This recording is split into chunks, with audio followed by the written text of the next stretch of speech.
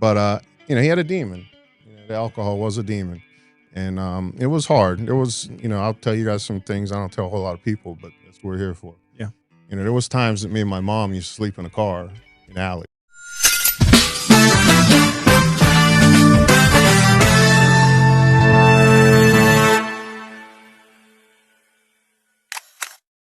Welcome to the Next Question podcast here at Maxwell Studios. And how fitting for our next guest today, Pat.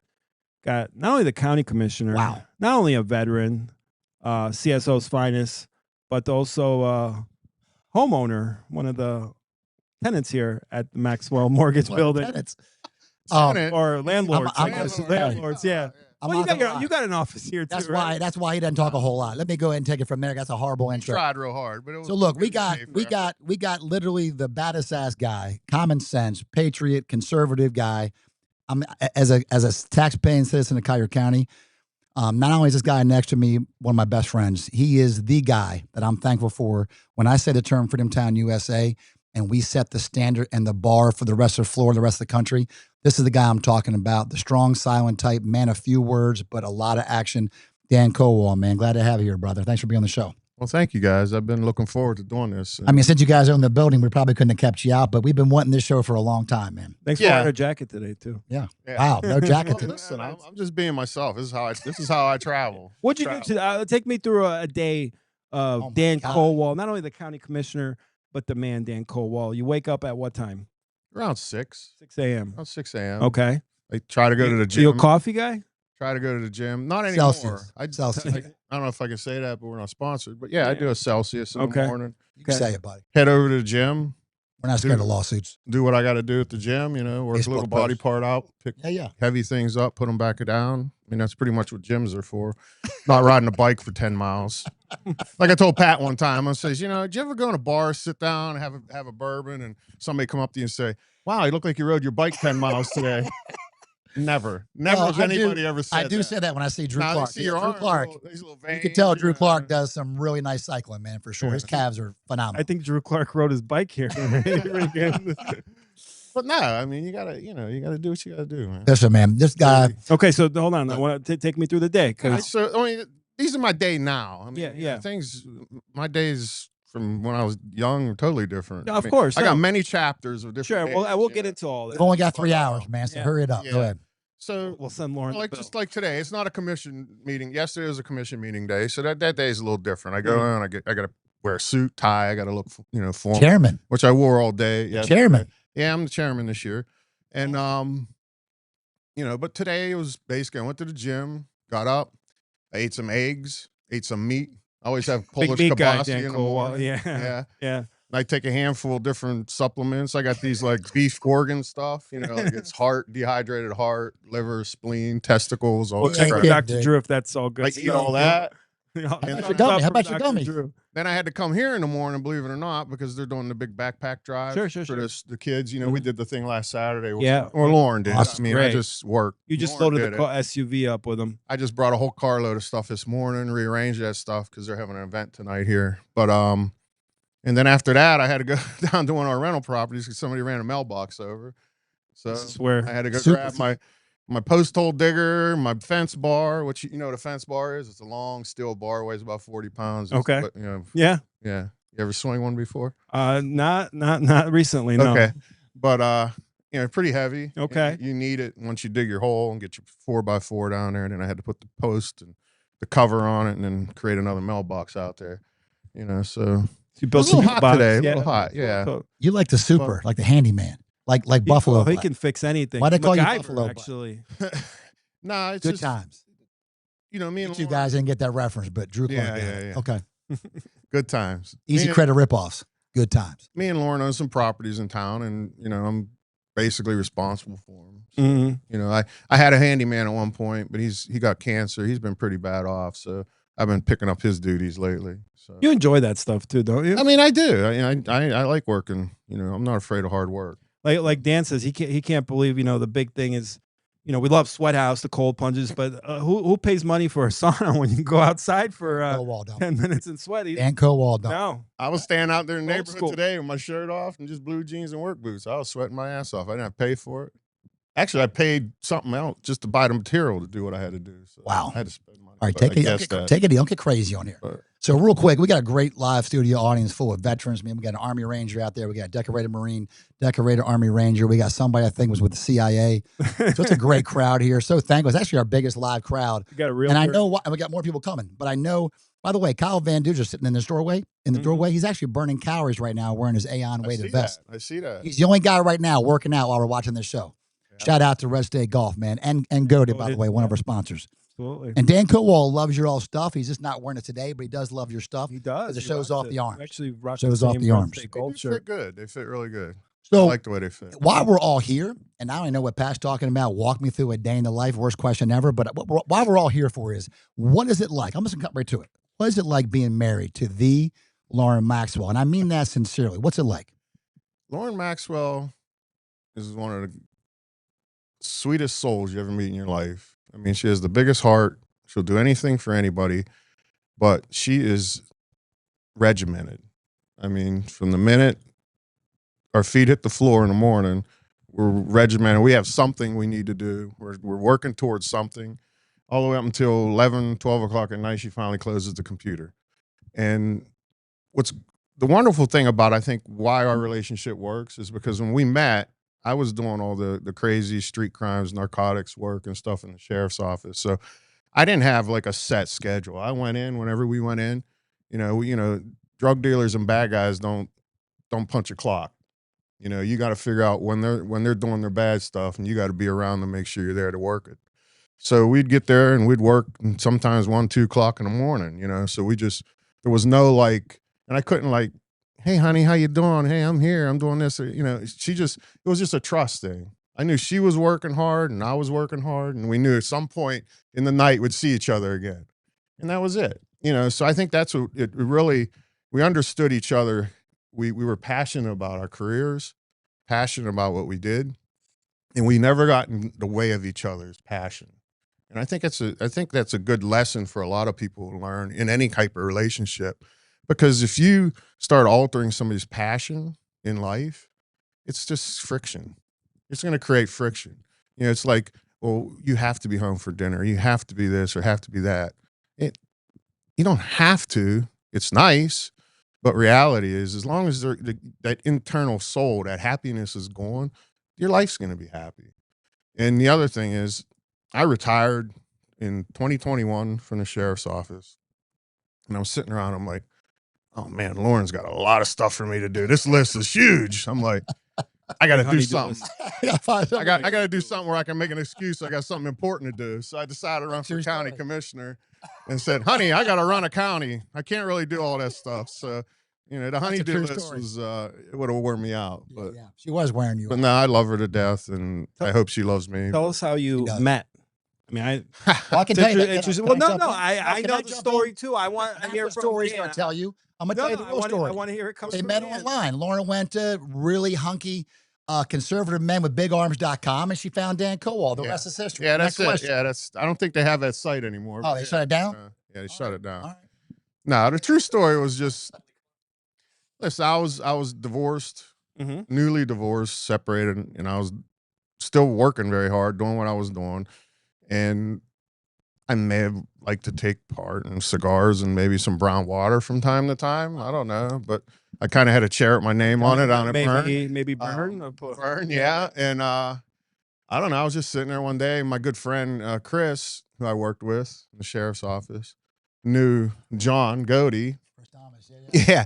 So I look over. I'm like, who's that hot blonde with them guys, right? I'm like, hey, Dan can try. It's Lisa Dearborn. So next to her was Lauren Maxwell. So one thing led to another. I introduced myself, this and that. So it was just a casual thing. She was there with a bunch of guys, from work, in her industry. Chris did broke the ice, introduced us, through John. And then not a whole lot happened. It took about a month or two before we actually physically went out, because we were both busy with our lives. We went out to a dinner. Now, working in undercover and stuff, you did a full I wasn't quite detail undercover then, but I was still working with the unit. Right, but I'm just saying, like, checking her out and doing your research and stuff. Yeah, that took me about 15 minutes. Yeah. she checked Dan out too, guaranteed. Yeah. But no, and then one thing led to another. We dated for a little while, and then we kind of went into like a friend zone. So my daughter was only like 5 years old, and Montana was only like 2 years old at the time. So it was kind of cool because they would hang out. We'd take them swimming, we had that kind of relationship, and the girls would get together. And so just about a year or so of that type of relationship, it just started getting more serious and more serious. Yeah. So you didn't know, like right away, like that, I'm going to marry her. No, I mean, she was impressed me right away. Mm-hmm, sure. Just by her looks and her mind, her attitude, and her hard work. I had no clue what Lauren did. I was just like oblivious. I had no clue. I was like, whatever. Would she sell real estate or something? I have no clue. I don't know. But I didn't realize, that she was successful. She was in the industry she was in. And boy, there goes my phone, huh? Wow. Thanks First time ever someone didn't turn their phone off on our show. Guy. We'll edit this out. Don't worry about that. It's Lauren Maxwell, by the way. Check it in. No. No, I don't hear from her till about 7 o'clock at night. If that, yeah. No, but so that's pretty much it. Mm-hmm. I think that makes a relationship stronger too, because like right in, we're boyfriend and girlfriend. It's like over time you really get to know the person. And then if it's gonna happen, it's gonna happen organically. I'm glad you're saying that, because on behalf of Pat Jira and Ricky Haas here, man, they could probably use some advice. So I saw Ricky jotting down what you just said, taking notes on singles dating life. So listen, there's hope for Ricky Haas for sure. There's hope for Pat Jira. I hope they don't run right in, but I'm just being real. I'm checking my mailbox every day, waiting for a wedding invitation from Ricky Haas or Pat Jira, getting ready to get married soon. So I'm glad you took it easy and took it slow. And I hope these young guys take note. That's all I'm saying. Listen to your elders, man. Listen to the wisdom of that. Don't rush right into it. All right, Ricky. All right, Pat. All right, sorry. Continue on, Pat. Go ahead. It's all good.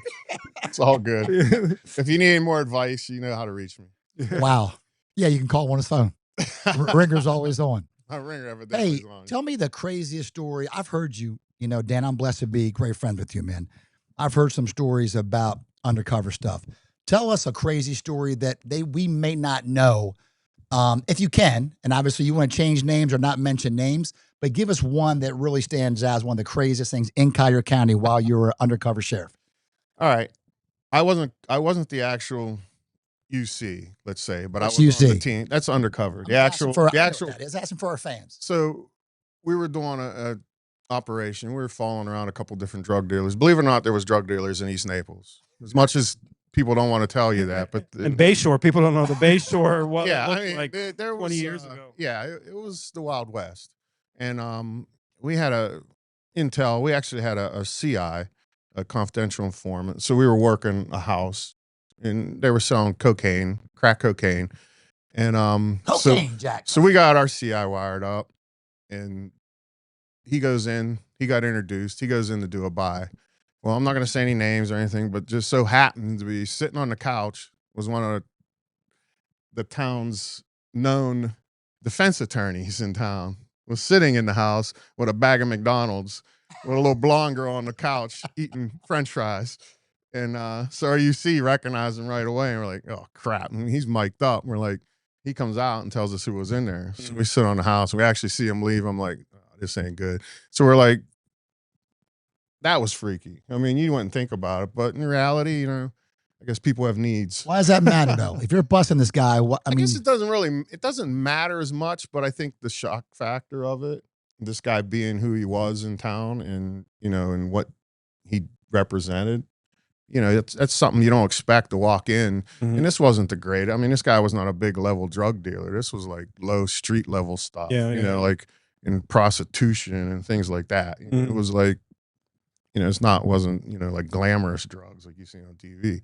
So it was just kind of a shock to have somebody during an operation actually be there hanging out. It was just, especially with McDonald's. He was feeding the girl. He brought her McDonald's. Fancy. Yeah. Was this at the Red Roof Inn? No, it was at a house. Okay. Yeah, in the East Naples area. Mm-hmm. So that's kind of, that's freaky. But I mean, I don't know. You just see a lot. I mean, anybody's did any kind of job in the military or law enforcement for any long period of time, firefighting, EMS. You just see things that most people don't see. I mean, typically we always say, you have one or two incidents in your life as a regular individual that lives a normal life that is traumatic to you. Well, sometimes a person with 25-year career or 30-year career in law enforcement, can have hundreds, 200 incidents like that. And I think in the military too. And that's why a lot of the guys get to that point in their life. PTSD. They get that PTSD. They relive a lot of things they've seen. I've seen everything from children deceased, to, some of the most horrific accident scenes I've ever seen where people in different body parts are all over the place. Dismembered, yeah. Yeah. Take me through the process, though. We had talked about it a while back, if you want to talk about it here, though. So, you arrest someone, but you're trying to get to the bigger fish. You had an interesting kind of way of climbing that ladder. Yeah. Well, there's, I don't want to give out all the trade secrets, but, the whole concept of the whole thing is you arrest people. You work at street level. So you get street level guys out there working street level narcotics. So these are little fish. These are people that don't know a whole lot more than where they get their dope. They don't know a whole lot more beyond that physical face, the hand the hand. What was the big drug? Like going back to Bayshore in the heyday, what was the drug? Was it weed or was it coke? No, it changed. I mean, when I started in my career, it was cocaine and crack was, prevalent. I mean, that was your even big down drugs. here. Okay. Oh yeah, crack cocaine was. Yeah. Why are you looking at Pat Jira? I'm just saying. Yeah, I mean, Pat doesn't. Like, Pat doesn't know crack that- cocaine. Yeah. I don't think he realized. Take it easy over there, buddy. Bayshore looked like. No, I never mess around Bayshore. I don't drive down Bayshore at night now, man, without an escort. Well, scared. Hey, Cars Off Fifth might be there. That's what I just heard. I had a conversation about that. He actually trademarked the name Cars Off Fifth. Are you serious? Yeah. All right, we'll get that. I want to hear about that. Yeah. But all right, but so basically, your street level guys, we work. We call the jump out boys. We see a house or we follow a car. We get a stop, and get a good arrest on somebody, and you try to flip them. I mean, that's what you do. You try to flip them, and it's like fishing. You get 10, you might get one that might want to flip, or the other one just you know how you catch a fish, right? It opens its mouth. That's kind of like the street attitude. But in reality, they do flip, and then you get them to the point where they can introduce you. That's what I was talking about before. You have UCs and you have CIs. The CIs stands for confidential informant. So usually when a person signs up as a confidential informant, nobody knows. There's only two people in the whole agency who knows exactly who that person is by name. Is the handler and the person that keeps the records, criminal intelligence. So the confidential informant is protected. But you don't like to use confidential informants for the case. You just want to use them to get you to the people. Yeah. And then once you're to that point, it's not a big trade secret, but then the actual undercover cops are the ones that are now involved. They're part of it. When I was in the Federal Law Enforcement Academy, I got to meet Mr. King. It's his name he uses now, but he was one of the guys that infiltrated he was one of our instructors. He's one of the guys that was in the motorcycle gang in with the was it the Mongrel? No, the other one, big one in California. No, it wasn't Hell's Angels. It was the other one. Oh God, I can't think of it now. It was one of the big ones in California, and he was embedded with them for years. I mean, and now he's he teaches about all the deep undercover UC stuff. Here locally, we never did a lot of deep. You didn't have stuff where people actually lived the life and stuff like that. That's totally different level. Mm-hmm. Now, when we did joint task force stuff where we had the DEA involved and we had, these other agencies, they had guys that were like that, that did the deep stuff. But, so that was it. And then you only used the stuff you purchased or whatever, evidence you got was from the actual officer that was a UC. So that way your case is just stronger. We were following we were on a wire for like 4 months. We were up on a wire. We had about 3 jurisdictions: Miami-Dade, us, DEA, and I want to say Lee County. So it was actually heroin at this time. This was later because it's just funny how, I started my career down here at a certain time, and cocaine, crack was the most on the streets you'd see. And then we had the pill mills. Yeah. So everybody and their brother was hooked on oxycodone, and and all that stuff. So Florida was one of the last states to get on board with a network that would speak to the other doctors that would let people know that somebody just got an opiate prescribed to them. Because by federal law, you can only get an opiate prescribed for 30 days. Then you have to see it another. You have to go to a doctor again. They have to write you another script. Well, Florida was one of the last states to get on board with that system that would speak if one doctor wrote the script and somebody tried to go 2 days later to get another script, it would pop up. It would flag it. They didn't have it in Florida. So we actually had people, they just called it the Pillbilly Highway, I-75. People would drive all the way from Michigan, Detroit, Kentucky, and they would come down, they'd get their scripts. They'd go to the doctors, these, I don't know, they were just basically retired old doctors, and they would hire them as long as they still had an active number to write prescriptions. Wow. They would just run them through these offices, and then they go through the pill mill. They'd have a pharmacy. They had lines. I remember seeing some undercover video of this stuff. They have like a line. Do you already have your x-rays? Get in this line. You don't have your x-rays? Get in this line. You're going to get, and it's like as they go up. Wow. And if they need the x-rays, they get in this line, and they go take a couple shots so they have something. And then they go to the pharmacy, which we had a couple mom and pop ones here that were selling megatons of oxycodone or oxycodone. Money. Yeah, making money. I mean, like 55-gallon drums full every day. You know, it was nuts. We would stop carloads of people from Kentucky that have 3,800, 4,000 oxycodone in the car. They'd have a pair of swimming trunks, Mountain Dew, and no-dos. And that's it. And they say, we're on vacation down here. I'm like, no, you're not. You're all driving down getting your scripts. Vanderbilt Beach is that way, guys. Vanderbilt Beach is that way. And driving back to Kentucky and selling them for $2, $3 on the gram. Wow. And that's what they were doing. So, yeah. So it was funny because then when that all stopped, so what happens to our people that are hooked on the opiates? Our drug dealers our big ones started switching to heroin. Mm-hmm. They weren't selling coke anymore. It was like the product to sell was heroin now. And that's what moved in. So the heroin took over the coke business. Give me a couple slang names, street names for heroin. There's a lot of different things. Dragon, Brown, yeah. Ricky, what would you used to call it when you did it?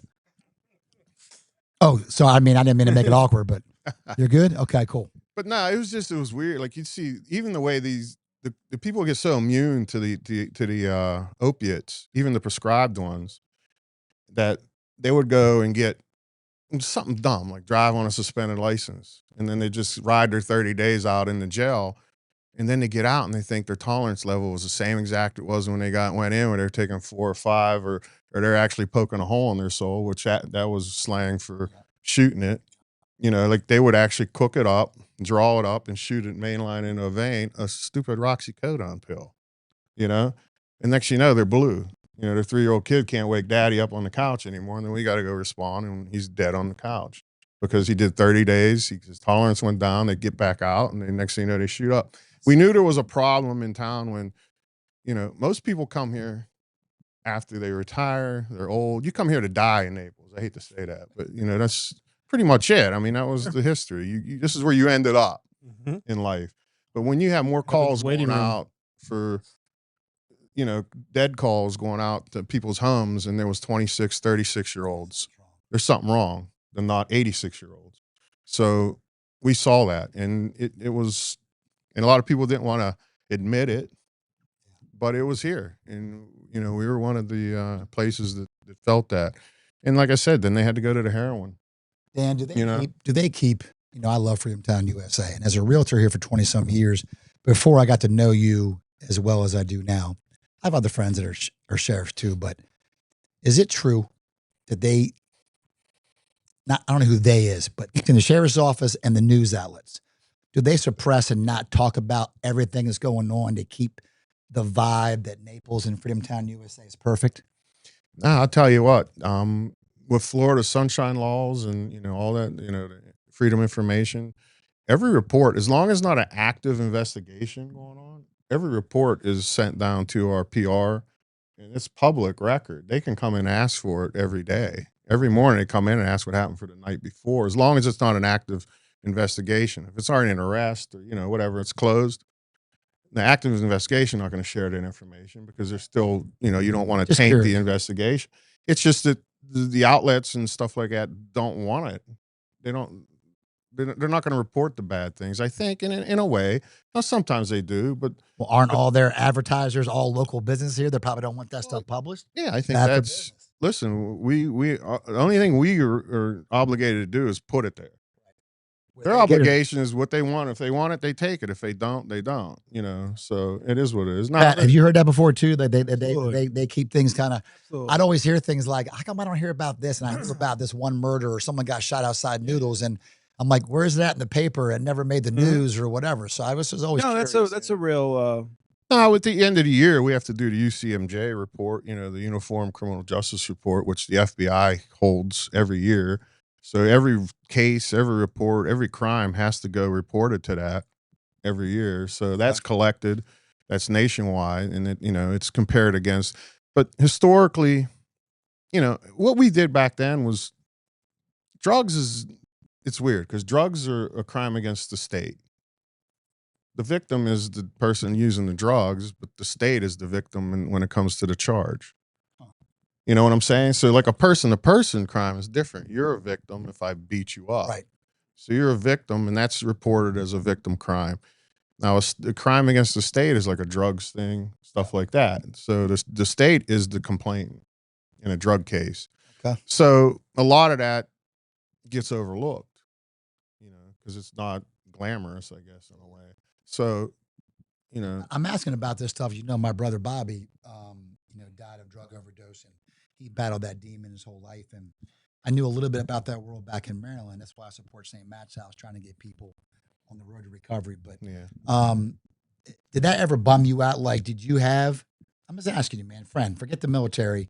Did you have some PTSD from seeing the things you saw? You mentioned you saw kids and all that, or what do you do with that kind of stuff when you come home at the end of the day? Do you check at the door when you take your boots off? I'm just asking as a friend. You guys want the honest answer? Yeah, I want the honest answer. I had PTSD way before I went in the military. I had an alcoholic father. Me too. That there's a reason I don't have another brother and sister my age, because my mom would never. Stepsis. Yeah, that would never bring anybody into that. So let's play it back. Yeah, let's get to know Dan Kowal growing up. Pittsburgh. Decent, probably the 4th or 5th best state for high school football. Yeah. All right. Don't get him started on Pittsburgh football, man. Come on. Nah. Listen, my mom came to this country when she was about 8 years old. She came from Italy with her mom and her brother, Nico. They came over on a boat, went through Ellis Island. My grandfather on my mom's side was actually born in Reading, Pennsylvania, it's a long, strange story. He never talked a whole lot about his life, but he was already a U.S. citizen. But they had a home somewhere in France and a home in Italy.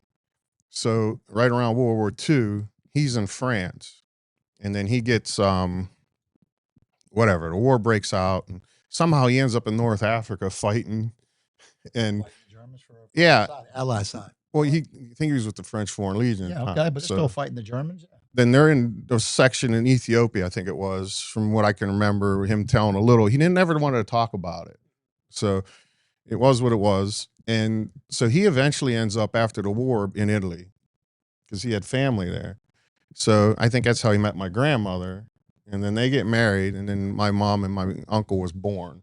Then he comes back to the States, and he brings them back later. The three of them come back on a boat to the States. And then they settled in Pittsburgh, and they started their life there. My mom eventually became a U.S. citizen, of course. But I was born, she was 18, so very young.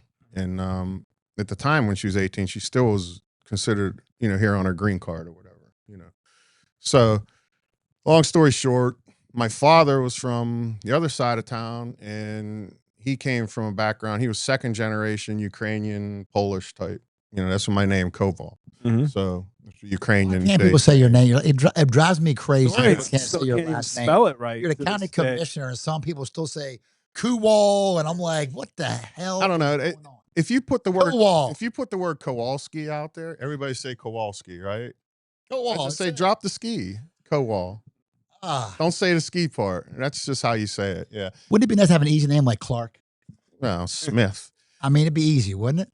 But actually, my name in Ukraine means blacksmith. So Grippo might be a nice one too. What does it mean? Blacksmith. Okay. Yeah. So long story short, my dad, they get married. He's 18. Was your dad steel? Was he steel in Pittsburgh? Was he working in the steel industry? Yeah, he worked in J&L Steel. Yeah, that's was what he did. He worked in steel and worked in bars, drinking. But Dan, in all fairness, there's a lot of that up there. No, listen, that's hard working, man. Steal by day, drink at night. The bar's open right when the midnight shift gets off, and if the bar's not open, they throw a riot. I mean, seriously, 7 a.m. in the morning. Then they're coming out. They're coming out of hot mill. They're coming out of still mill. They want to drink. They got to have a beer and a shot. I mean, that's their life, you know. So that was, you know. So, you know, that's a hard life, man. You know, my dad was a tough guy. I'm not gonna lie. He was a tough guy. He is a strong, athletic guy. He you know, he had a lot of spunk, I guess you can say. But you know, he had a demon. You know, the alcohol was a demon. And it was hard. There was, you know, I'll tell you guys some things I don't tell a whole lot of people, but that's what we're here for. Yeah. You know, there was times that me and my mom used to sleep in a car in alleys, just not to go home. We didn't want to go home, you know, because that when he wasn't drinking, he was a saint. He'd do anything for anybody. When the alcohol was in there, it was like night and day. It was like trying to live with the devil, you know. When you were in high school playing ball, because we are going to get to some Pittsburgh high school football stories, and I know you've told me, and I've talked to other people, you were a decent little football player. Everybody up there played. You played with some great people. Did your dad come to games? Just asking. I never talked about that. As you know, he came to one game, I think, my senior year. Yeah, that was it. Okay. Just wondering. Yeah, you know, listen. The sad part is my father died when he was 50 years old.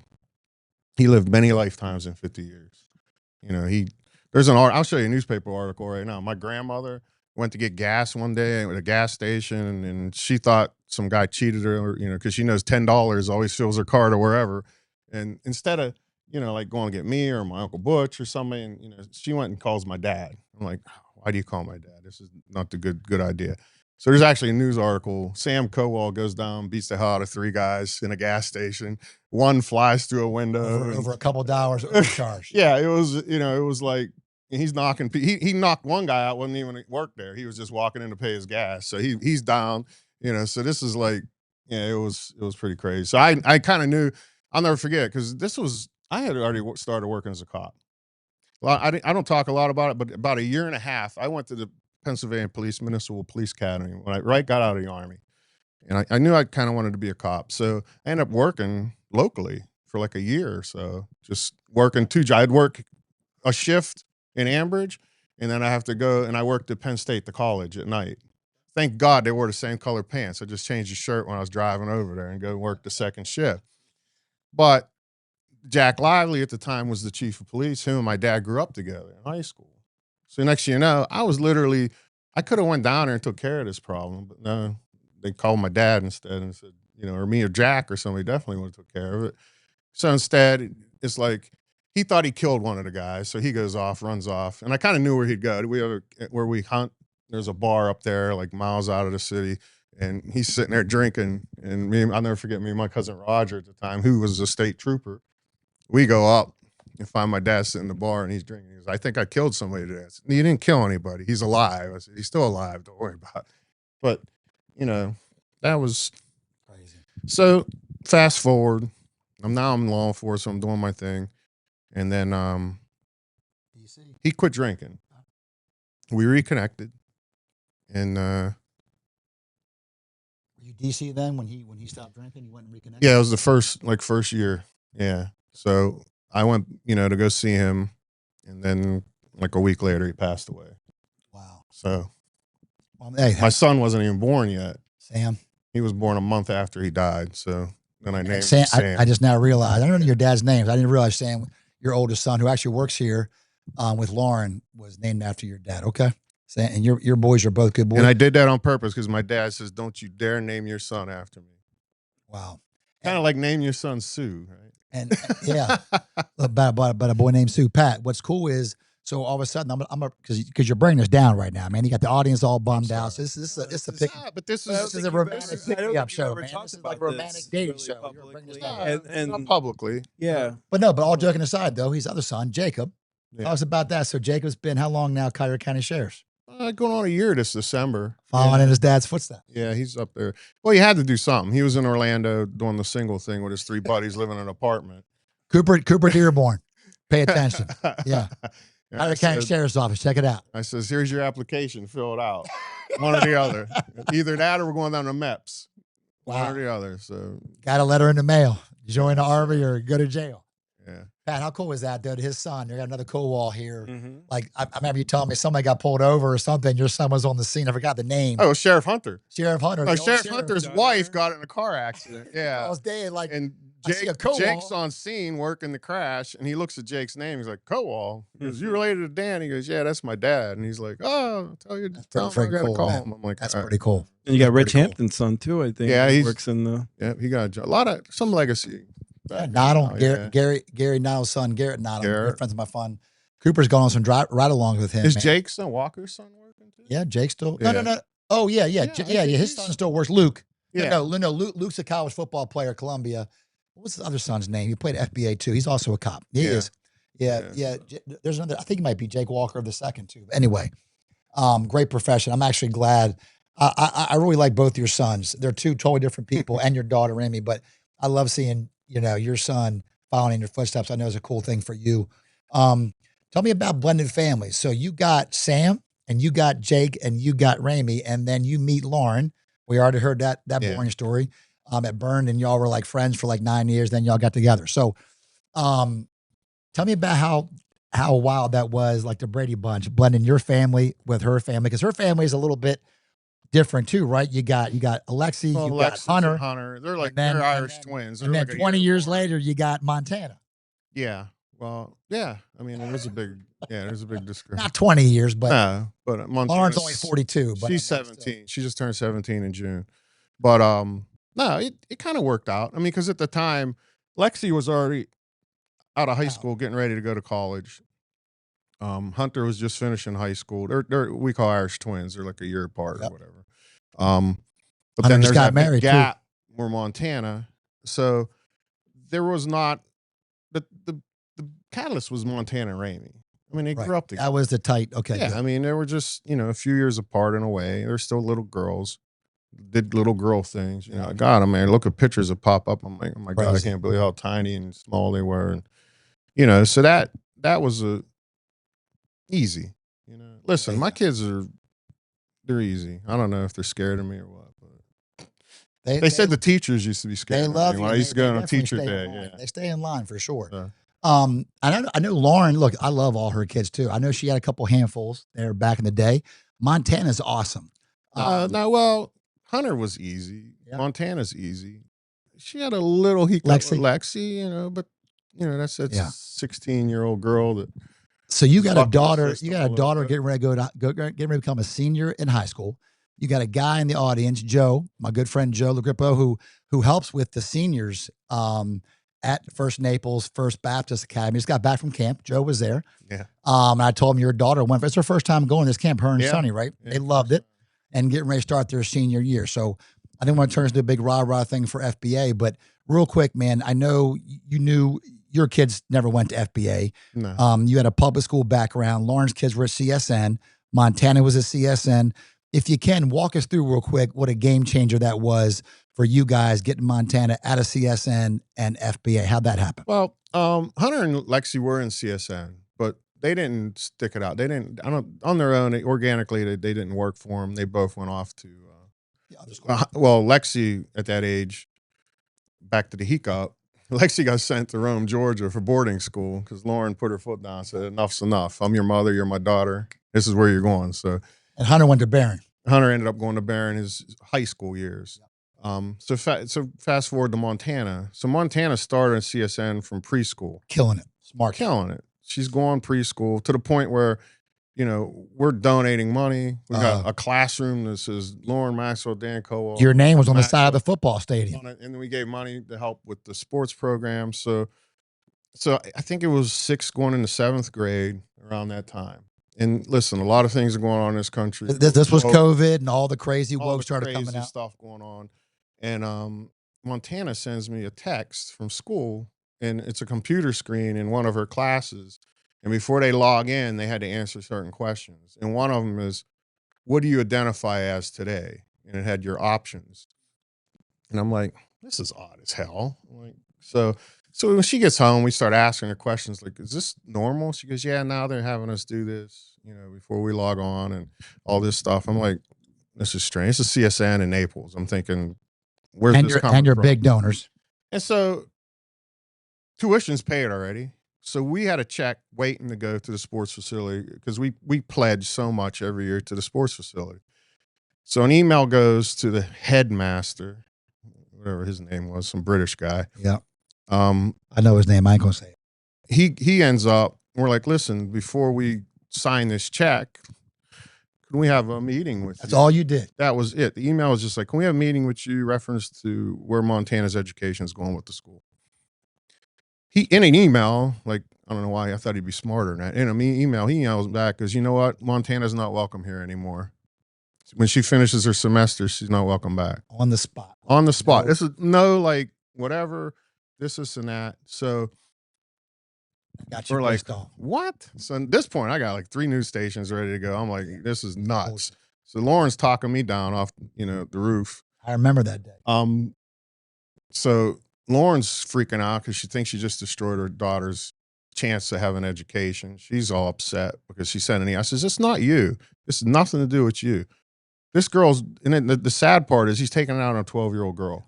This is a grown man that's supposed to be a headmaster, taking it out on a 12-year-old girl because only friend she ever had in her life was from preschool all the way up to 7th, 6th grade.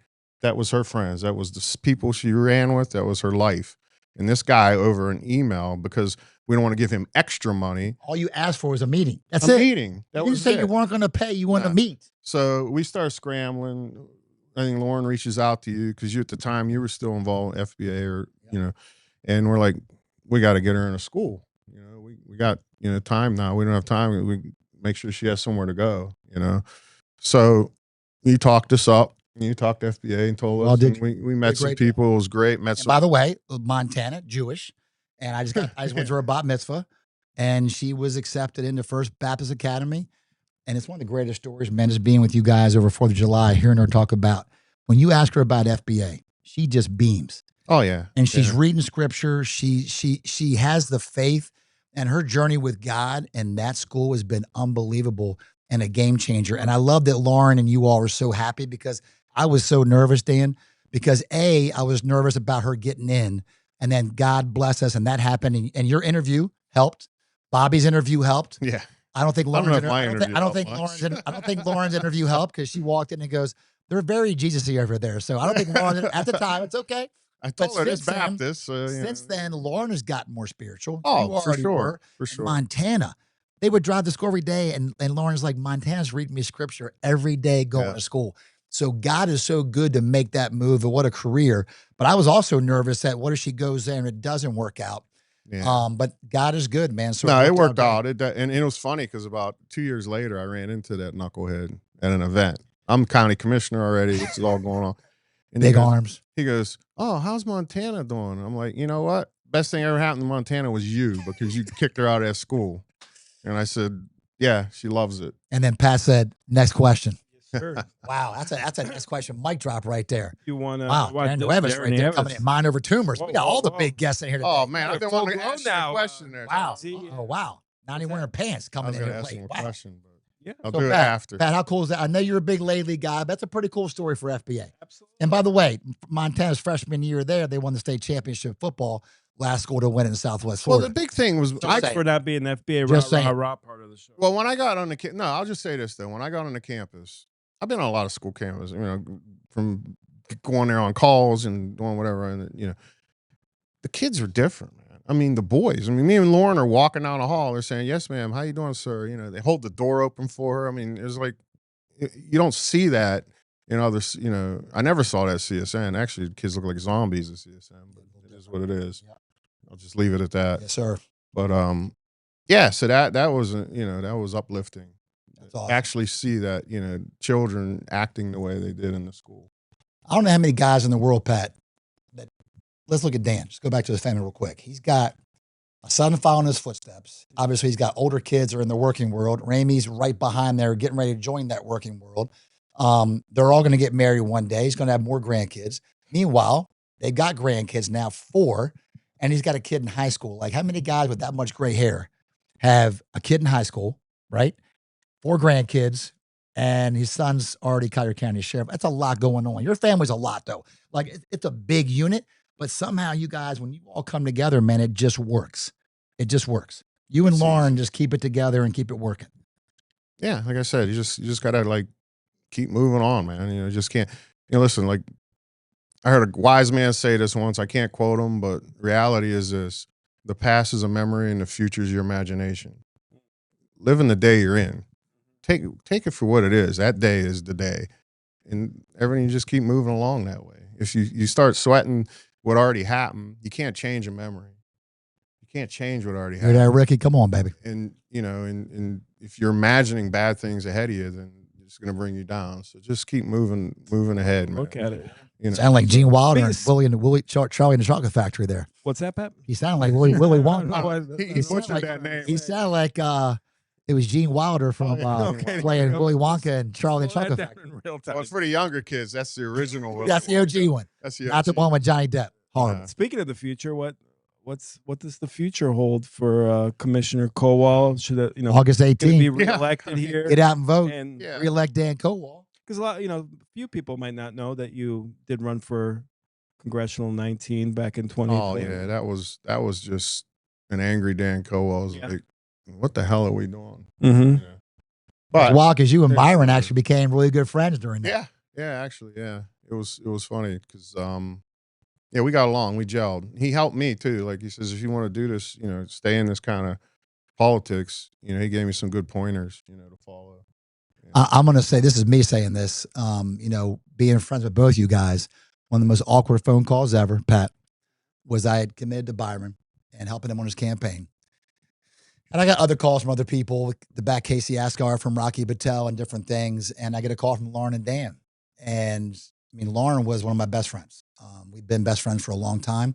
We had a couple-year breakup there where she was wrong about something and I let her stew in it, but she came back around. But no.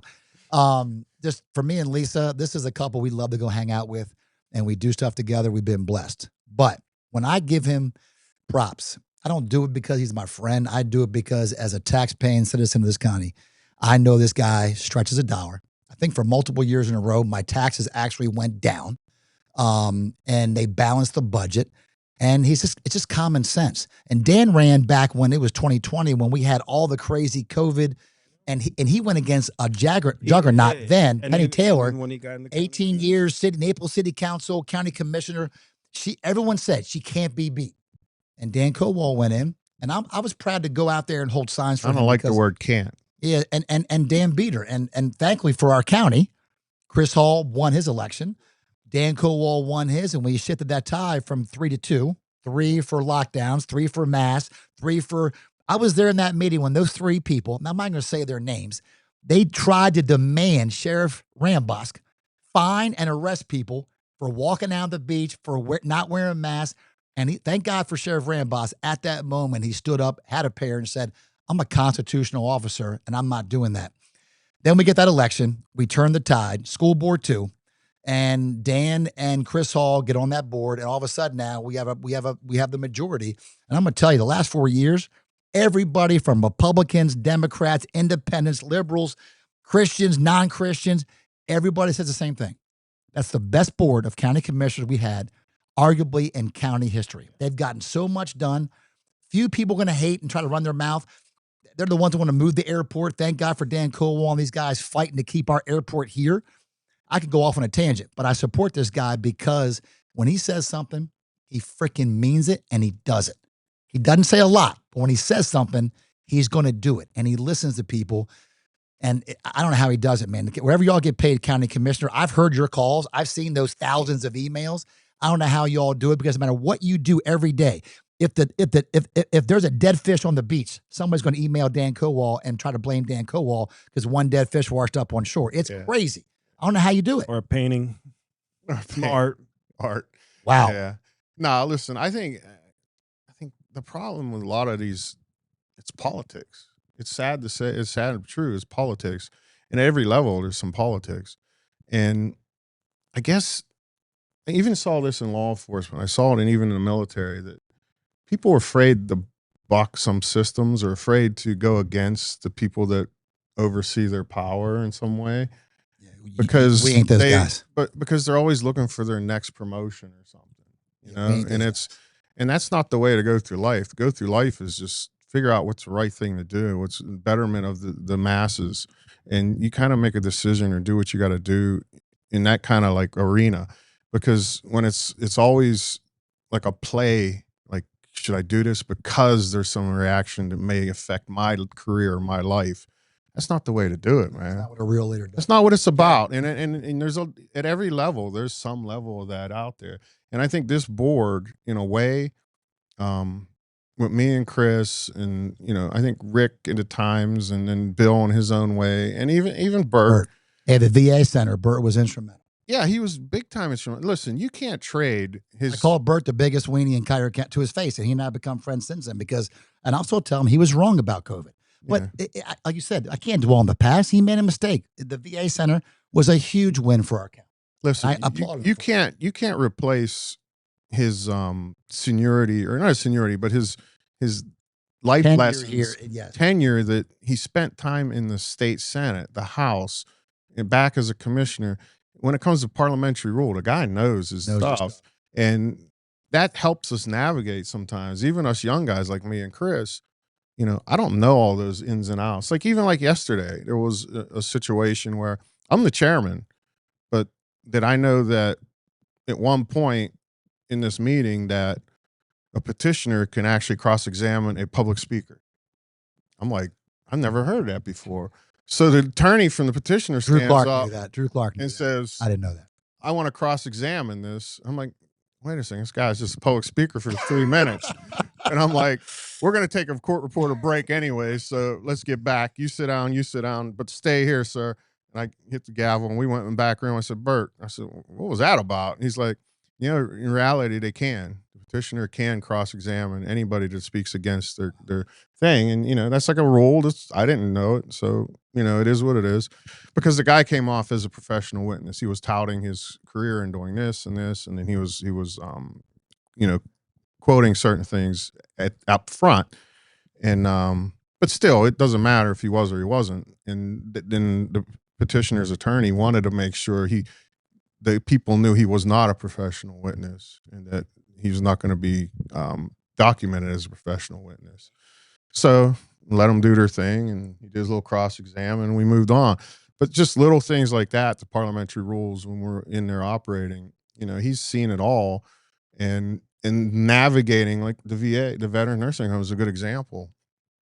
If it wasn't his ability to know how we can navigate and do certain things, because a lot of people don't realize a county does not have the authority, not the authority, but it's never ever done where a county actually pays for the state's portion of the home.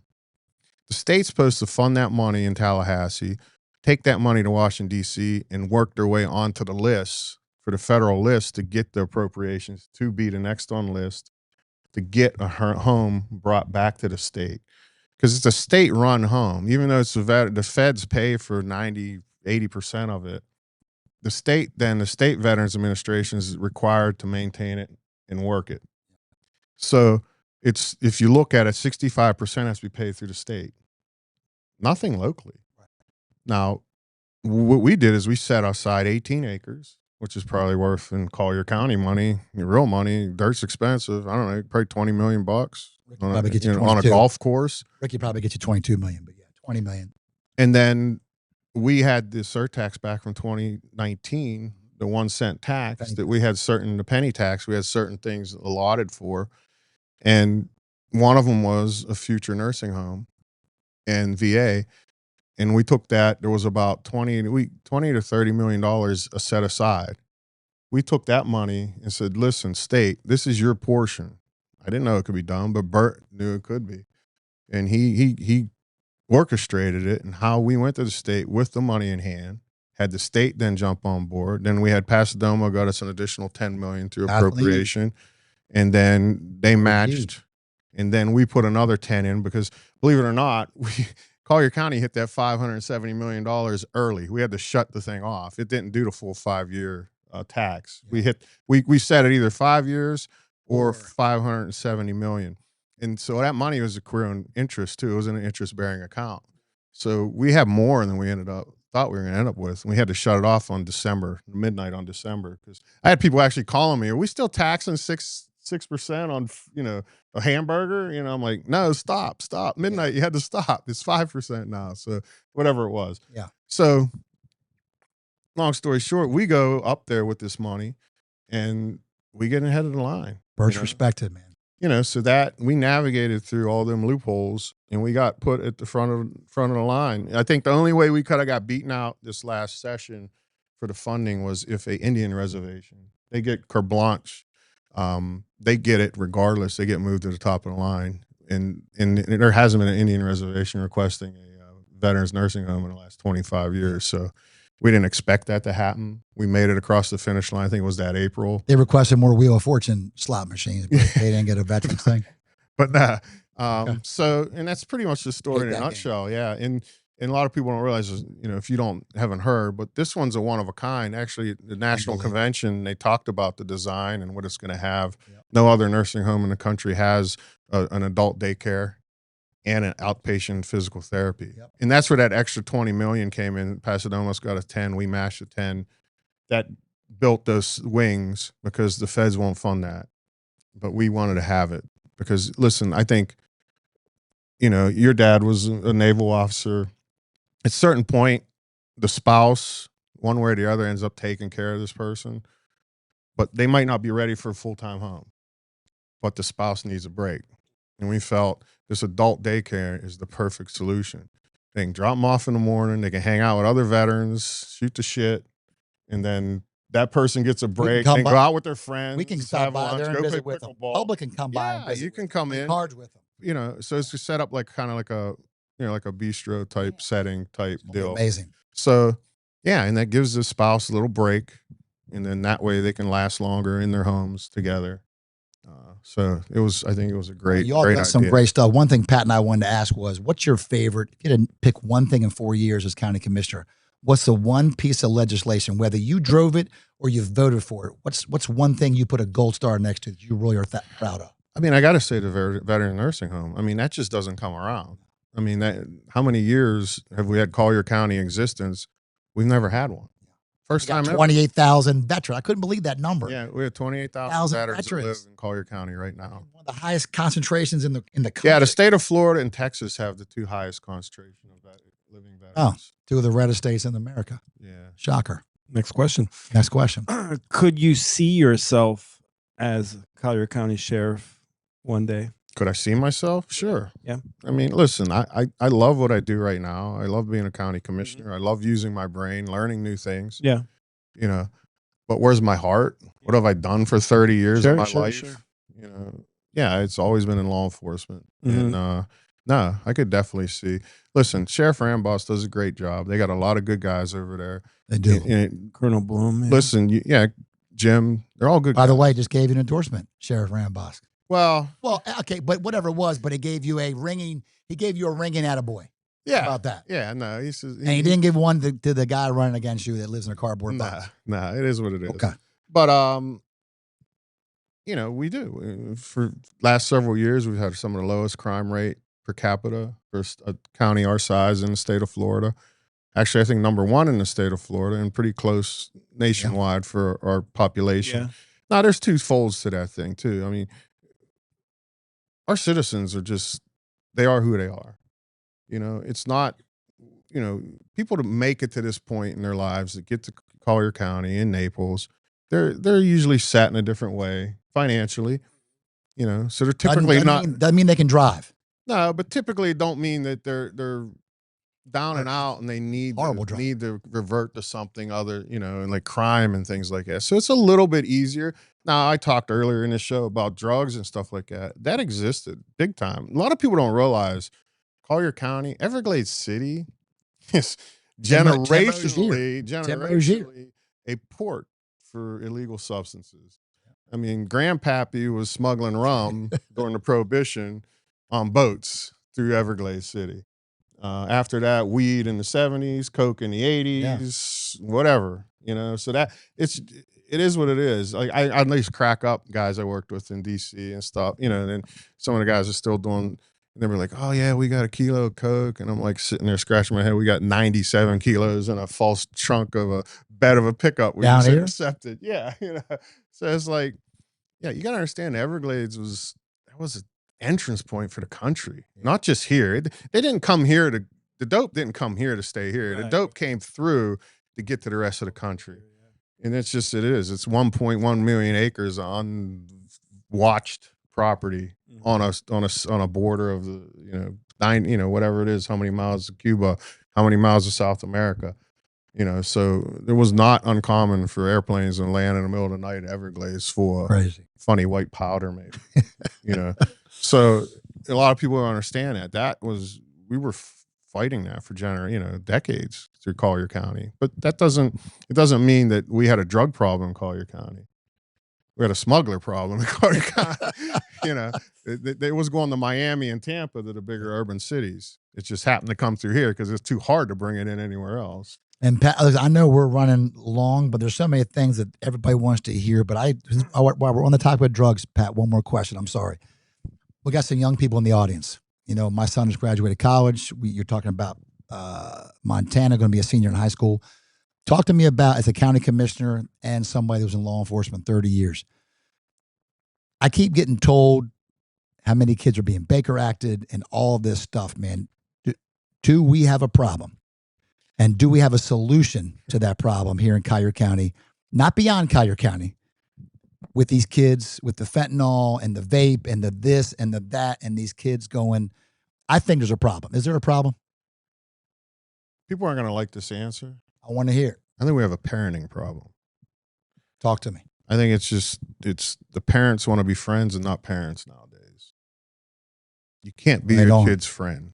You either got to be a parent or not. You go about being a friend or trying to offend your child. Listen, they're going to throw a tantrum. Not going to like it. But reality is, when they're 25, 26, and they're not caught up in that bullshit, they're going to look back and thank you for it. Because you were a parent and not a friend.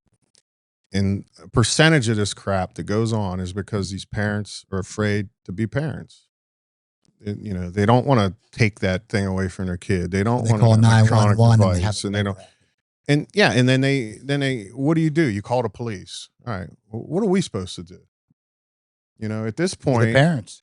Yeah, we're not supposed to be the parents. I know. You know, but at that point, the kids don't respect anything because they didn't respect you. So what's going to make them respect authority? So then they get to that point where they're lashing out.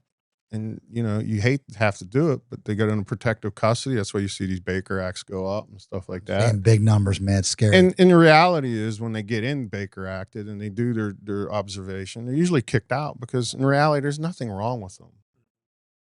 The problem is that they weren't disciplined from the get-go. And it's a discipline problem because the parents want to be friends and not parents. Okay. And it's sad, but true. And the vaping and all this other crap, nobody had that. Listen, when I was a kid, I stole my grandfather's cigarettes. He smoked Pall Malls, right? No filter. I was like, how the hell you smoke this thing? You go 0 to lung cancer in 3.6 seconds. I was like, why mess around? Tobacco out of my mouth. Why I'm like, mess how around? the hell you smoke these things? And it curved me right away. I was like, I ain't smoking cigarettes. That sucks. But my dad made me eat one. I stopped smoking. Yeah, that eating stuff. And a bar sub in my mouth too. Old school. They do that now. The kid calls this kid calls law enforcement on you. Yeah. Yeah. I remember calls back in the day when I was doing uniform stuff, responding to calls, and you'd be like, my kid don't want to go to school. How is that a police call? Seriously. How is that a goddamn police call? You know what I tell them? Take your goddamn kid to school. Yeah. I know what I do. I call Larry Wilcox. Now Larry Wilcox can drive him to school. He'll set him straight. Called Scared Straight. A Mockley Mamba. These parents were from a generation that their parents were friends too and weren't parents. So you got 2 decades of this crap. So they don't know how to deal with their kid at this point. You're right. And so that's the sad part. And we talk about AI, and I've had meetings with people who are so scared about AI and what it can do to your children. It can just take them over, and it can have an AI friend, and this. And the one guy kept saying, there's 4-year-olds, and I'm like, How does a 4-year-old get a goddamn phone that he gets on AI? From his parents. From the parent. Yeah. The parent reach over, take it. Guess what? No more AI problem. I have to put a law in the government. You know what we call that? It's to legalize AI. Common sense leadership. Parent, reach across, take the goddamn phone away from them, and guess what? It's we'll solved. That out. Hand them a football. I don't know. Do something. Yeah. Hand them a thing, a post hole. Go dig some post holes. Dig a goddamn hole like I did. Spin a sign. In the sun. Now, real quick, before we end, we know you're a big football guy, big Pittsburgh guy, Here it big comes. Steelers fan. Here it comes. Want to know your Mount Rushmore for Pittsburgh Steelers, and then I got some quick ones. Well, Rapid Fire was actually named by Dan Kowal, episode 3 that we did with. All right, take it easy. Take it easy. Yeah, you gave it that name. That show's been banned in 27 countries. Politicking with Larry Love. Whatever happened to Larry Love? Never see that guy anymore. He was all over podcast shows. Never see him no more. So your Mount Rushmore for on Pittsburgh Facebook. Steelers. All right, I'm gonna go way back. Mm-hmm. Johnny Blood. Who? Good story. Johnny Blood was a coach of the Pittsburgh Steelers back when the Steelers weren't so great. He didn't even show up for one of the games. He was drunk at the bar while they were playing. That's a straight up Pittsburgh story right there. He's drinking Iron City while the team was trying to play. Johnny Blood, yeah. Nah, he ain't on my Mount Rushmore. Okay, I was gonna say, I don't know if you know how Mount Rushmore works. That's a funny story, though, right? No. He was dying to tell that story. No, that's been waiting all year to tell. It's gonna be easy giving four or 5 names, but go ahead, give it the best shot. Oh God, it's pretty damn easy. Pretty damn easy. Okay. I mean, my favorite Johnny player. Unitas. I mean, I gotta say, well, no. Johnny Unitas got cut. I'll just be real. Not Pittsburgh. Johnny U. He got cut. He got cut in summer camp from the Steelers. And he grew up right there in South Hall of Famer, Baltimore Colts. Next question. He couldn't cut the team. Kind of like Dan Marino. They didn't. Oh, even though he was a homie. Wow. No, I mean, pretty good my favorite player in all time was Jack Lambert. Okay. I mean, that guy was just Kent State, baby. Let's go, Kent State. Look at Pat Jira. Quick story. I don't know if it's true. I heard this story, but he's at he used to play for the Raiders, the flat top guy. Howie Long. Oh, great story. Villanova, Howie Long. So Howie Long tells this story. I heard this somewhere, but I could probably research it. But he says he was a rookie. First year he made the Pro Bowl. Jack Lambert was towards the end of his career. Mm-hmm. And Howie Long's there, and he's like excited to see Jack Lambert. You know, like, hey, Mr. Lambert, and this, that. And he says, Jack Lambert literally got his helmet up on his head. He's got a cigarette in his mouth in practice, and says, flick the cigarette, says, you just fucking hang on to them linemen and hold on to them because I make all the goddamn tackles, all right? And puts the helmet down. And he said that was his greeting to Jack Lambert. Wow. Supposedly. So, but that's Jack. Okay. He was an animal. So that's one. Gotta love Mean Joe Green. Mm-hmm. I mean, that draft was the turning point for the Steelers. Mm-hmm. I mean, that became the Steelers 50-something years. You know, grab a Coke, Joe, smile. Yeah, great commercial. Great stuff. Great commercial. Mel Blunt. Wow. I know it's kind of weird. Yeah, it's your list, but your list, your show. Was it supposed to be 5 or 4? Do whatever you want. Do whatever you want. It's your building. Right. America. Mel Blunt. And then, you know what? I'm going to jump over a lot of people, but I'm going to have to say Roethlisberger. Wow. Okay. He played football as got a house on Lake Coney. That was throwback for the years he was playing. I mean, it is what it is. So let's just roll through these. And some of these, I guess you've already using Chat GPT, but go ahead, man. AI. Yeah, but it's tailored to my thinking. So whatever, buddy. Do what you want. Terminator. Terry Bradshaw or Big Ben. Big Ben, obviously. Big Ben. Yeah. Okay. Listen, Bradshaw was Bradshaw. He won 4 Super Bowls, but he had the greatest teams of all time. You know, that defense probably has 10 Hall of Famers. Offense wasn't bad either. Franco Harris and most heartbreaking Steelers loss. Dallas Cowboys in the Super Bowl. Yeah, that Larry Brown. Yeah, our quarterback threw Neil O'Donnell to him. Right to him. Neil O'Donnell. And then Neil O'Donnell leaves the team the next year. Got a big contract from the Jets. Yeah. Yeah, I think he got a big check, too. Hey, Neil O'Donnell, University of Maryland. Yeah. University of Maryland. Where? Yeah. Quarterback you. Yeah, that was the biggest heartbreak. Besides Boomer Esiason, who do you got, Maryland? Nice shirt. Which Steelers defense is what year is your particular favorite? Believe it or not, yeah, I think the year that they didn't go to the Super Bowl, it was in between the last 2 Super Bowls. Don't you say Greg Lloyd? They went 5 straight games. The problem was Bradshaw was hurt. Mm-hmm. I think Swan was hurt. The offense was crippled, but the defense had 5 straight shutouts in a row that year. And if you look at the statistics of that particular one defense that year, Really? was like, yeah, it was lights out. Yeah, it compared like them and that Chicago defense in the 80s were Right. probably the Neck and two neck. statistically best defenses ever on the field at one time. What about Rod Woodson or Troy Polamalu? Oh, yeah. I mean, Heinz Troy- Ward. Now, when it comes to strong safeties, I think I mean, told you just before. You know, I think Troy is up there with like a Ronnie Lott. I mhm. mean, there's no like in Ed Reed. Yep. Those three, then you have everybody else when it came to safeties. I think those are the three top safeties in the NFL ever. Sean played the Taylor game. probably would have been if he played longer, but Again, could he have. comes to mind. Yeah. But yeah, Woodson was a stud too. I mean, look at it. He was the first one to make an all 75-year team while he was still playing. Mm. He did. You know. Then went to the Ravens and won. Yeah, then he left the Steelers. When they leave the Steelers, I get a little more. Like Franco Harris. I don't know what that was all about. Yeah. But Franco was just a straight up good guy. Who do you think's the greatest high school football player to come out of? Because that's a my tough God. list. It is a tough list. Tom Cruise. I mean, he was really That's good, great. strong safety. Coached by Yovanovich. Craig Coached T. by Nelson. Craig T. Nelson. Yeah. I mean, All the right quarterback, I'd say offensive side. I mean, quarterback alone is. God, I mean, You got what? maybe Montana, Joe Marino. Montana. Joe Montana. You gotta go I mean, Montana, man. I think you just have to go Montana, even though like Joe Namath, Marino, Kelly, they're all Pittsburgh high Jim school. Kelly. Montana or Marino? Overall, who would you choose? I think you want Montana Hear at the that? end of the day. Hear that, Larry? You Hear want that? it. I think just think Don't That was a reference special him, man. question. He's wearing slippers to a show, man, to a podcast show. Wearing slippers. yeah. Only reference him. I mean, physically, Marino's a better athlete, better arm, but I think Montana had a better head for the game. Mm-hmm. I think he put himself in sure. a position to win a game, Mm-hmm.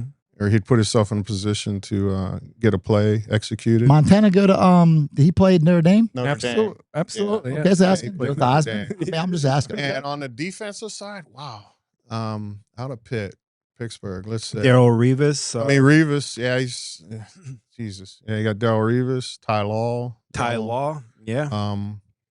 That's about it. You got what's his name from the Rams? Aaron Just Donald. retired. Aaron Donald's. Wow. Was a stud. Yeah. Was a stud.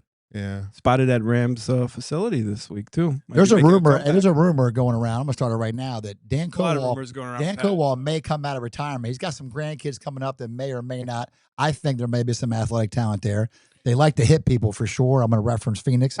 So I've heard him say in conversation, maybe over a bourbon, he said if Phoenix gets to that point, Dan may come out of retirement wherever he's playing and maybe be like an assistant coach. So it'd be kind of cool to see. Defensive coach, right? County What do you coach? Oh no, he wouldn't be offense. He'd be hard. Inside linebacker. He'd run a T T-bone. fullback and inside linebacker. Yeah. Okay. No, not offense. He'd be defensive Um, assistant defensive coordinator, Those don't But exist anymore. I did. I mean, linebackers coach.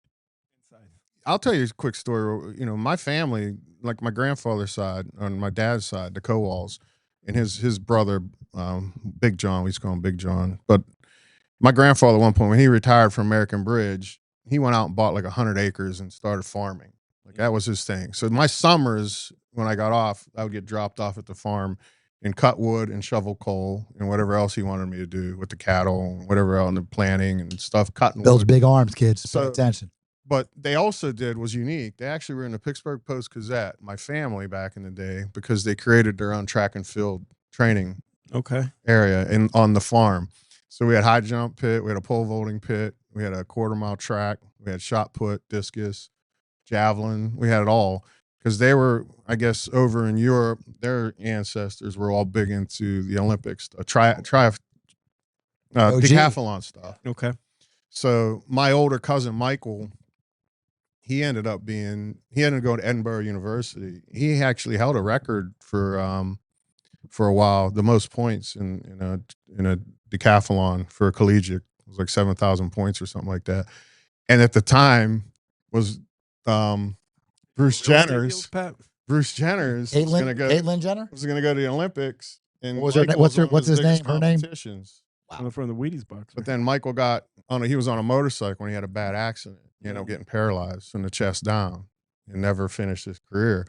And but that's like I played football and I did javelin, discus, shot put, pole vaulting. I mean, that's what I had to do as a kid. Like you went out and everybody Picture you as trained. just a nasty blocking fullback. So- Just Oh yeah, it was funny. I blocked for a fella named like a Keith Fisher. Nebraska old school. Keith John Riggins. Fullback. Keith ended up getting full ride at Michigan State. He didn't retire start. his jersey. John Riggins. They are Kansas, by the way. Kansas. Surprised it took Kansas. that long. Kansas. Yeah, he didn't start because Lorenzo White was already starting there. But he was a Pittsburgh Steeler type player, though. I mean, John Riggo should have been a Pittsburgh Steeler. I mean, he's like a Larry Zonka. I mean, he was so tough. Mm-hmm. Listen, man, I don't want to hear all these tough stories. Listen, I did 2 sports when I was in high school. I did cross country and synchronized swimming, and both those sports were dangerous. I mean, I'm serious. Like, so I mean, to sit next to you guys talking about how tough football is, try synchronized swimming, wearing a swim cap and goggles, Especially with that head. and cross country. You still, yeah. And then let me ask you a question, because the last time we asked that you hadn't seen neither movie. Have you still not seen Casino or Goodfellas? Neither one. It's freaking embarrassing. Yeah. How does that Very happen? few things he says can embarrass me. That embarrasses me, man. This is one of his best friends. Embarrasses me. I don't know. What's your favorite movie of all time? Oh, Apocalypse Now, Deer Hunter. Send me some weird the pic. What was it? For your profile pic, Conan the Barbarian and freaking. That's funny. That's a funny story. Hey, by the way, we're gonna chop that in the reel. Okay, that's gonna be on the reel. Yeah, what do you want me to use for your pick for the poster? I get these He, random. he was in Conan. He's one of the alternates. No, listen, Hunter's watching Conan, like the original Conan, the movie, The real Barbarian, one. right? The one original. No CGI. And just out of nowhere, he takes a picture of the TV screen. He goes, "Dad, were you in the movie?" I'm like, "What the hell are you talking about?" I'm like, and he shows me the picture. He goes, "Oh yeah, I was a secret. I wasn't supposed to tell you that." But me, Looks just like back him. in the day, I did a little. And this guy was in, B-roll. and this guy was in a lot of Arnold's movies. He's like one of he was Arnold's like best friends. he was, trained worked with him out, in yeah. California, but he put him in a lot of them. he's in a movies. ton of movies. He But has this just, big wig on, and he's like Looks just one like of the Dan. barbarians. He worked. He was so random. I know, Yeah, but it's I funny. know that. I love your sense of humor. Once you get to one Halloween, his he's got to sense go of humor dressed like is that, so man. It'll kill. hilarious. He's got to go dressed like this guy for Halloween one time. I'm And telling the you. other Just one like, was from Seinfeld. I sent him the picture of the gym teacher. oh, can't stand ya. Can't stand you. Dan's also got big hands. So one of our big jokes is, you ever get Dan? Fun Dan comes out, and that's rare. Yeah. But he's got big freaking Pittsburgh mean that's rare? freaking man hands, and he's got this picture of this hand with this little tiny little banana. And he just every time we'll be somewhere, he'll break that out randomly, and I just fall on the ground laughing every time. Yeah, I was on vacation. They I had, don't these, know. they had these tiny Inside little joke. bananas. I never seen them before. So Dan's I just holding the kinda picture. holding it. Whole banana. We're gonna shop that in there. We're gonna put that on the video too, man. Walk me through a vacation going yourself, Lauren, Pat, and Lisa. Wow. Because I get a lot of videos from these vacations. Wow. You guys, Ricky, hit stop on the video. There. Well, what do you want to know? We go on vacation. Yeah. We work hard. We go on vacation. What happens in Georgia stays in Georgia. Next question. Are Pat and Lauren kind of like the rule breakers, and you and Lisa kind of like? There may be Tell some. them when we go bicycle ride. What happens? Yeah, this is funny because I ended up 2 years ago or whatever. I helped rewrite the new civilian safety ordinance. Yeah, It includes bicycles and all that stuff. Get it passed. Yep. So we're out on Sundays. We like go ride bikes. So these guys come with us, but him and Lauren just don't stop for red lights. They go flying Are you through. loving me? And they're like, Maxwell? and they're like, your wife breaking all the rules, what not are you me. waiting for? I says, I wrote the goddamn law. If I'm seeing freaking blowing doing something against the ordinance, I mean, that's all. That's me, man. That's news. It doesn't matter. It's there's Commissioner Kowal. Force everybody else to do And it. Dan's getting pissed. And Lauren, so she weighs like 75 pounds, and she's riding this big e-bike, and so she's just blowing right by because we're waiting, and there ain't no cars coming. But it doesn't say, the guy don't say walk or ride your bike. Finally, Lauren takes off, and I'm like, I'm going too. So I take off. Lisa is a rule follower, so her and Dan are back behind. And then meanwhile, the whole rest of the ride, Dan's trying to catch up with her, and he's freaking pissed and like yelling, Lauren, and she just keeps on freaking rolling, dude. Like, it is funny seeing those two together because he's so calm, cool, collected, but she can push his. I'll tell you one more story. So my birthday party, and Larry was there and Byron was there. We had the Ritz. The Ritz has opened up that new adult-only pool area. We had a couple cabanas. And we're all in the pool, about 50, 60 people, and we're having a ball. Yeah, There's a distance rumble of thunder like 80 miles away. I heard the alarm go off. No, I there's heard a the sign. I rumble of heard the thunder. fire. Dan Kowal literally jumps out of the pool. Everybody's like, "Where you going?" He goes, "Man, I heard. Okay, you heard the alarm." But meanwhile, Lauren's like that. We're staying in the pool. They got out of the pool, dried off. Hey, We're still how staying. about them people on don't Fort ask Myers that. Beach the other day, right? Funny, man. No, listen, you know I've been on the Ocean City Beach. You gotta take that stuff I saw serious, people get man. hit by lightning. This You were a serious. lifeguard, weren't you? I was, but no, lightning's very serious. Yeah. A rumble of thunder 18 miles away, I don't hop out of the pool. Dan Kowal does, but Whatever. I like guys. I'll say good words at your eulogy. I like guys that follow rules. I like guys that follow rules. Don't say a whole lot, but when they speak, it matters. Yeah. And I like guys with common sense. And that's why I like Dan Kowal to be reelected as our county commissioner. That's why I like Dan Kowal as one of my best friends. That's why I like Dan Kowal. I think in the future, whether it's sheriff or a congressman or whatever, Dan Kowal is going to play a bigger role to help make our area even greater. And I mean that with every freaking sentence. I mean that so much. I mean it. You're good people, buddy. It's my pleasure Great, to man. serve. I mean, that's all I do. You know, I don't think about it as like I got to do this because I got to be recognized for it. I just do it because I think it's the right thing to do. It's funny, like guys are in the military. I got a room full of guys are in the military here. When you're like 17 waiting to go in, you're on the delayed entry coming out of high school, and you're not thinking that someday somebody's going to thank you for your service. It's the farthest thing from my brain. I was looking for a way out, man. I was like, I'm going to get off these streets. I'm going to go do what I got to do. Get out of my and this is going house. to, well, Me at too. that point, at 16, that was one thing about it. At 16, he had already left. He was living a different life. Me and my mom were living our life. I felt good at that point. Okay, good. I knew after 16, I knew a senior in high school when I knew, listen, I'm going to go to the military. She was in a good place. She ended up meeting a good guy who's still with her today. Good. My stepdad. He's a good guy. He's a great guy. great dude. He is. So, yeah, so I knew it was safe to leave, you know, because at 15, 16, at this point, we're having fist fights in the basement. You know, one of us was going to kill each other, you know. Yeah, but you're doing it because you're trying to protect your mom. Yeah. And be the real man of the household, man. And that at that point, she realized this can't be like this anymore. And you got to understand, she was a Catholic, went to school with nuns, and you know, if she left my dad, the church was going to disown her, disavow her. You know, it was like the older people. You never leave your husband. You don't do that shit. And reality was, no, something's volatile. It's not good. It's not good. It's unhealthy. So, you know, St. Joyce moved on. That's what the kids call her. I love her. She watches the grandchildren.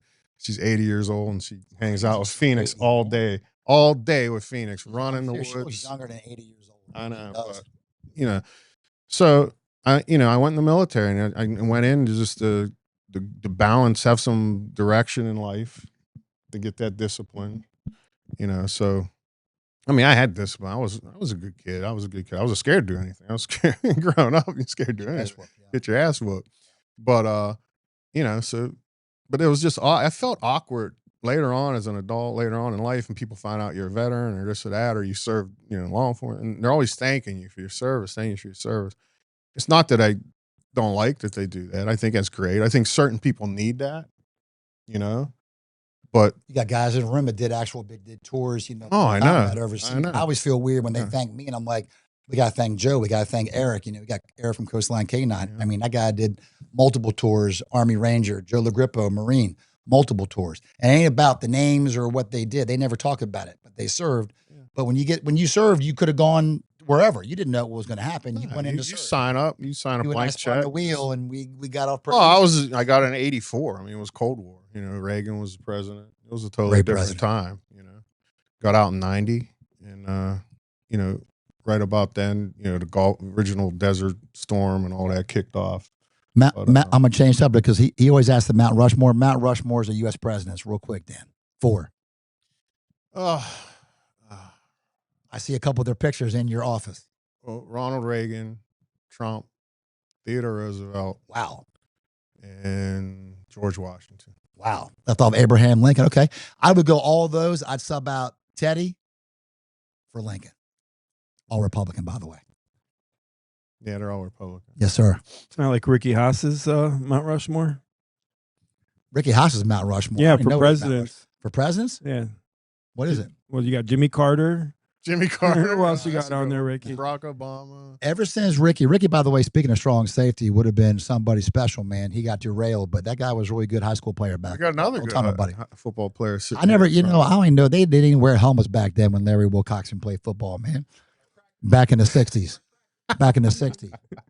By the way, shout out to our audience, man. We got some great people. we got Actually, more a lot of guests future coming up. guests in this audience Yeah. coming to check out their favorite county commissioner. It's wild to me, We Pat. didn't even talk about my federal times. No, I know. Federal agent times. Buddy, we went over 4 hours. We got a big party out there for backpack drive. But Pat, it is wild how all different types of people. Yeah. I don't care, black, white, gay, straight, even independents, and even some Democrats. People just like a guy, a man or woman who tells it like it is, who doesn't bullshit you. They may not tell you the right answer, but they're going to look you in your eye. They're going to listen to you calmly, and then they're going to tell you what the deal is. I see him all the time interact with people. They come up to the front of that county commissioner meetings. They send them email. They see one dead fish on the beach. They want to blame Dan Kowal. These idiots want to move the airport. This guy doesn't kowtow or bend to anybody. He doesn't. And I'm just telling you right now, and I know I speak for people in this room, that's the kind of person I want leading this county, man. That's what we want. Forget what their name tag says or what their political affiliation is. That's what matters. People are getting tired of the bullshit, man. They want to listen to real people with real solutions who stay calm, cool, collective, don't pee their pants in a firefight, and can handle people getting up in their face. That's politics, man. It is. Well, I'll quote Theodore Roosevelt again. He's like, people complain about a problem, but don't bring you a solution. Right. In my mind, that's whining. 1000%. Stop whining. If you got to complain about something, give me an idea how we fix it. We'll work together. We'll fix it. But if you just want to complain about it, that's whining. And I don't like airplanes flying over my house. I don't like jets flying over my house. I mean, the airport is the only thing that's been in Collier County and Naples for 83 years that's never changed its purpose or name.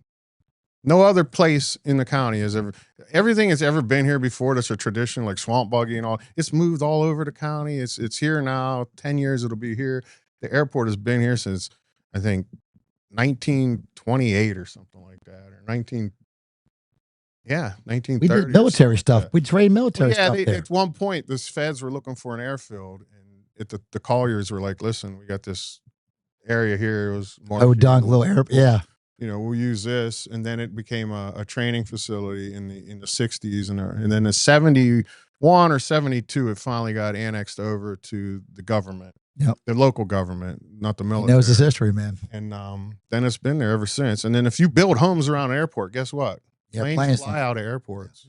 When I was planning committee, they come not from a planes. Mystery. No. When I was planning we don't need Scooby-Doo in the mystery wagon. Was there planes flying over your? I always have the same question. Was there planes flying over your house when you bought it? Yeah.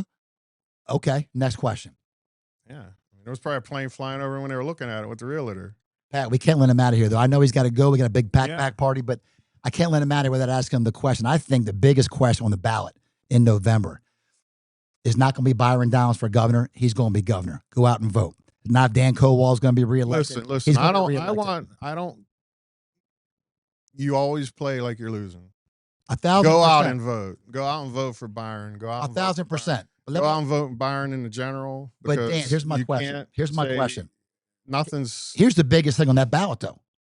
The property tax thing. Real quick, man, can you weigh in real quick? What are you thinking about the property tax as it's written right now? I've talked to you already about how it's going to hurt potentially. The firefighters are coming out against it, law enforcement.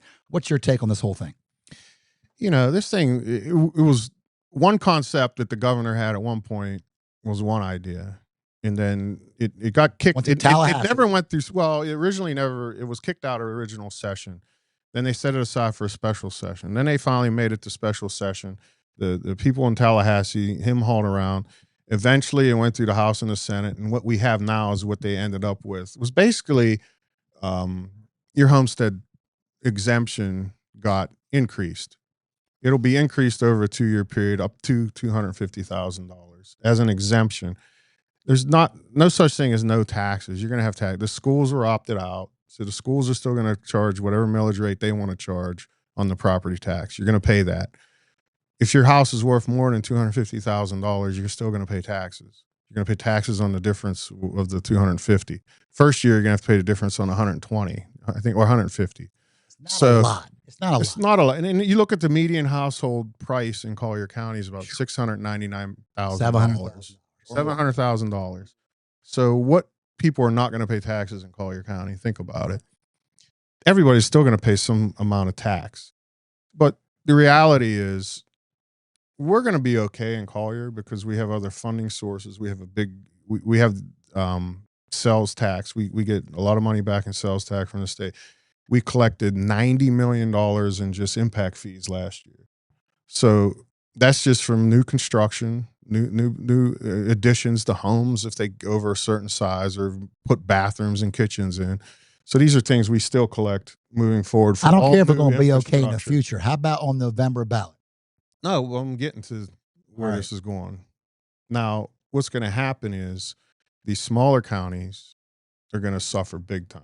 And huge. What I don't like, I don't have a problem with it for us. We can get through it. I already talked to the sheriff. The problem is these other counties, there's 67 counties in the state of Florida. The problem with these other counties that barely meet their budget the way it is, their sheriff, their fire, their EMS, their code enforcement, because all property tax pays those services. And there's a reason that the Constitution was written that way, and our founders knew that you as an individual, you could not hire your own police department. You could not hire your own fire department and provide a service to yourself in your neighborhood with your own money. So they said property tax. So that gives you a connection from property tax to the services rendered. It gives you pay and hire the people that serve you in those positions. You ever hear the old saying, I pay your salary? Well, yeah, you do. You pay it through property tax. Well, guess what? If you don't pay property tax, you don't have that luxury anymore. And what's going to happen with these smaller jurisdictions, these smaller counties, they're going to come up to a hard stop because they're not going to have enough to cover these services. And then you're going to see the state's going to have to step in. The state's going to have to step in because we have to have law and order. So you're going to have either state police being sworn in or having taken over jurisdiction, which is Florida state highway troopers are not geared to do municipal law enforcement. That's not their job. Their job is highway, interdiction, things like that. They don't respond to domestic violence calls. You're going to see a switch because if you go up north, like some of your poor states, your state police cover a lot of this stuff because they don't even have county police. So you're going to see pockets of these counties going to have to be patrolled by state law enforcement.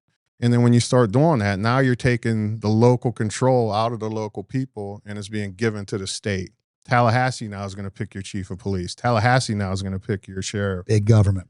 So in us, Broward, Miami-Dade, Hillsborough, West Palm, Orange County, the ones that have a lot of tourism money and have the ability to collect other taxes like that, will become donor counties. So, for instance, we sent, $800 million, to say, in sales tax last year to Tallahassee. $800 million? Tallahassee gave us $80 million back. That's Larry Wilcoxon money, right? So they gave us $80 million back. Well, guess what? Next year, when the little county somewhere in central Florida can't meet their bills, because this is what's going to happen. Because when they want to do a new water plant or they got to put a new road in or a new school, they have to get commercial paper to pay for it. Commercial paper is just a loan to a government.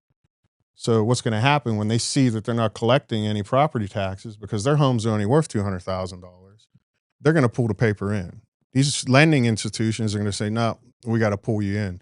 So then the state's going to have to bail them out. So that $80 million we got back from sales tax and all that stuff, the state will not send it to us anymore back, even though we earned it through hard work here.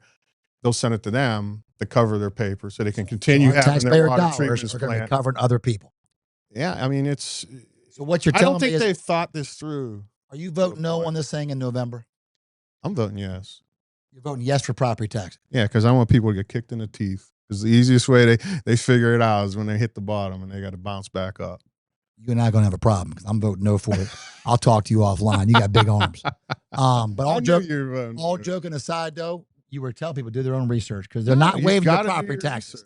Everybody, you're not. It's minimal. No, it's minimal. But you're going to hurt. I think you're going to hurt a lot of. Yeah, I'm homesteaded. I think I'm only going to save about $2,000 at the end of the day. That's freaking. That's literally like maybe a lunch for Lauren Maxwell. Maybe a lunch. No wine, no alcohol. That's a lunch for Lauren Maxwell. Speaking of Lauren Maxwell, we got a huge backpack party. Yep, ready. It's time to wrap up here. Hey, Dan, thanks for having us on the show. Thank you for the studio, man. You're awesome. God bless you and Lauren Maxwell. Everybody, we got more shows coming out. Shout out to our live audience right now. You all were great. So many big names in this audience. Stay tuned. We got some great guests coming. Pat Jira, what we got to say, buddy? Next question. And we out. Sweet.